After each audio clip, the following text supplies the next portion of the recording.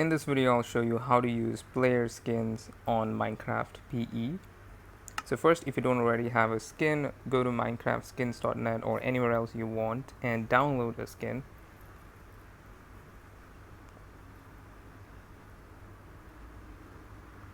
Once the skin is downloaded, open up the Files app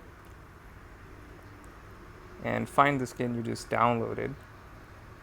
Open it, click on this icon and save image. Then open Minecraft and click on Profile. Then select your character, click on Edit Character. Open the Classic Skins tab, go to Owned, click on Import, click on Choose New Skin, and select the skin you just downloaded. And then go back. And now you've changed your skin on Minecraft PE.